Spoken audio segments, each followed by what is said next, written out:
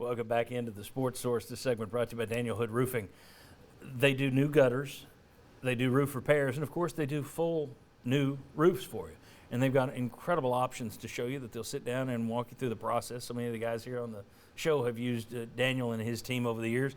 It's a good process, and he'll take good care of you. I can tell you, I've never seen anyone that is as conscientious about the work that he does as Daniel Hood is. DanielHoodRoofing.com to learn more about them and the spectacular work that they do. Okay, we're talking about collectives. You know, if we didn't have basketball today, this would have been a full 90-minute show on collectives. But I want to get into it. These are non-university groups that raise NIL money to pay to the athletes. I have a million questions about this. I'm sure you guys have a question, but because of time-wise, it's going to be like a debate format. I wrote down a million questions. Everybody, I'm going to throw a bunch up. I'm going to try and do a catch-all here in a second just to raise points. But everybody gets a 1-minute question or statement, and then David has a 1-minute answer or rebuttal period. There you go. Whoever wants to. Jimmy, you didn't pop off in that last segment. Any thoughts on this collective or any questions? Yeah, I got a question. So, and I'm not the big fan of the NCAA, don't get me wrong, but what legislation could the NCAA have written that would have prevented NIL from becoming the Wild Wild West? It's pretty simple. As the money exploded, allow players to get theirs. I think for ultimately, people can talk about the discomfort and all of these things and what could happen. And, but there's a time when people were uncomfortable with people who didn't own land voting or women voting and say, well, what's going to happen if we do this? Ultimately, if you build a system that is not fair and equitable, and then at some point you have to wrestle with the outcomes of what you built, which is a billion-dollar business where you don't pay players, well, then the free market is finally working here, and you still won't let them be employees.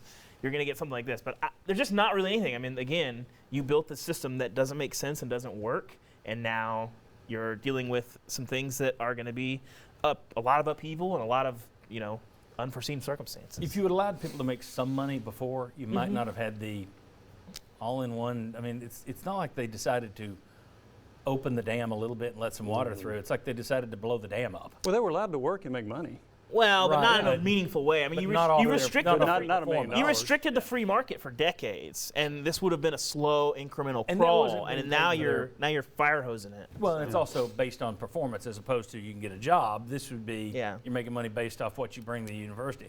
I just don't know. Somebody would have soon come along and said, well, why am I only making X? I'm suing you to make all.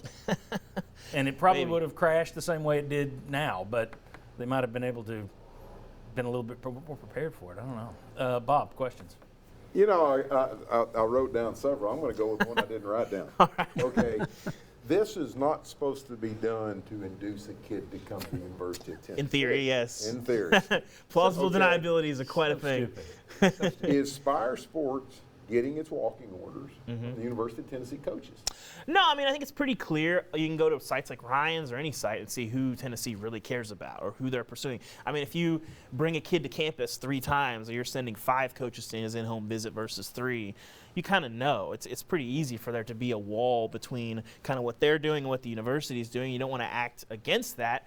But ultimately, with this kind of stuff, I mean, when you have quid pro quo, all the other stuff, you can never say, hey, they're pretty careful about how they word things, but they'll say, hey, your market value in Knoxville is this because we've got deals with current players. We know what this looks like. If you come here, that's what that's going to look like.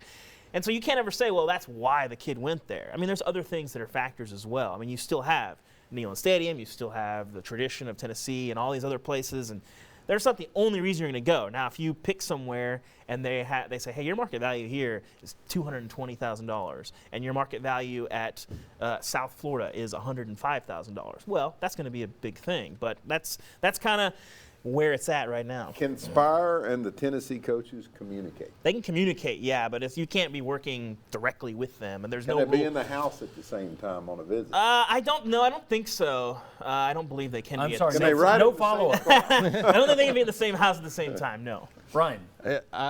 My question is something that probably wasn't really covered in anything that you reported on, but I'm just curious from your perspective. What do you think? There's been a lot of talk of will players unionize? What's the next step in all of this? Where's this headed? Well, I mean, if you can get your money, and the NCAA doesn't try to put like they call guardrails, whatever.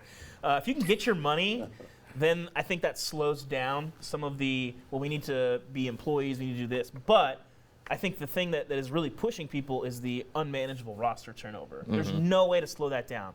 Well, if you're an employee and you have a contract with the university and they're paying you, they have some say of what you can or can't do. But you're never going to go back to restricting transfers. And so if people are getting their money and their market value, they might be less apt to go after the universities and say, hey, you need to pay us because you're still getting paid. But there's some, for the first time ever, because of the roster uncertainty and just upheaval, there's some motivation on the part of the coaches, who are the most powerful people on campus, to lock it down and say, hey, put some contracts in this. There have been a lot of people who've likened this to free agency because you can lose. The problem is, in free agency in the pros, guys have contracts to where you don't have your entire roster up for free agency after every year, which is what these college coaches are dealing with right now. It's not great, but again, pay the athletes, you don't have to deal with this stuff. So Put in a contract you can't transfer. Yeah, exactly. yeah. See how that goes over. I don't know that you would have an answer, or I'd love. I'm just going to throw out a bunch of questions that popped up to me. We'll just race through it just to show you some of the other stuff that's out there, and I'm sure these are some of the things that these guys had as well. First of all, will donors simply bypass schools and make donations straight to the players? That would be the yes, I'm sure. In some cases, yes. Yeah. Okay. So if that's the case, how will schools pay for softball or track facilities without that connection to the donors? These aren't to be answered. These are well, they got to figure it out. Well, see, that's why these are just issues. Will coaches of smaller sports feel even more like backseat passengers than they do now? I was told as recently as a couple of months ago that there were coaches at UT who didn't feel Tennessee was in the right spot with NIL. Jimmy, I know you've had the same kind of conversations.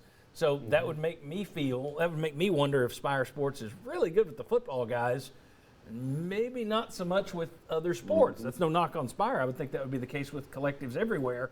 I mean, people are giving their money to certain sports. I'm guessing it's football here. It's probably basketball. I mean, smaller sports can complain, but this same economy has been happening for donors for 50, 60 years. Sure. All right. Let's see. What percentages do collectives take off the top? It's 10% from what Spire says, but what do others take off? What happens when a player doesn't show up for his meet and greets or gets in trouble or transfers? I know they sign contracts, but if it's not an inducement to attend a school, do they have to give all their money back? I mean, I could see you handing the keys to a truck back, but some of this stuff is like, oh, no, this was for me, and I'm. They don't have to give any money back, but might not continue receiving money. Who's working with these kids to handle their taxes on 7 figures worth of cash and bartered goods? Because, David, I know you said initially that, TurboTax. This is a little bit more. I mean, Spire's got some education. The university's got some education. I mean, that's a big problem that you want to avoid and get out in front of. So there's a lot of motivation to do that. What happens when a new coach arrives and doesn't want to pay a player who was being paid because the last coach did want to pay him? Now, that's a very good question. Are all these collectives really going to deliver on everything they're promising? How long before we start to see holdouts, before big games, before seasons begin? Are coaches going to be happy with collectives meeting with recruits? I'm sure they're happy that the money's a help, but if I'm on a sales call for the Sports Source and Bob also goes in, the guy likes Bob, that's cool, but I don't want you speaking for me. I don't know what you should say. If I'm a coach, just hand me the money and I'll give it to him. I don't want you having a word with him. There's a lot of questions out there. That's just my list. I'm sure everybody else had other lists as well. Bob was wondering, how does a 17-year-old sign a contract with these guys? A lot of stuff. But here's the question I bet you have, and we're going to ask David this next. What does this mean for UT? Spire Sports, how do they compare to other collectives? Is Tennessee in a good spot or a bad spot in terms of NIL and collectives? That's next on the Sports Source.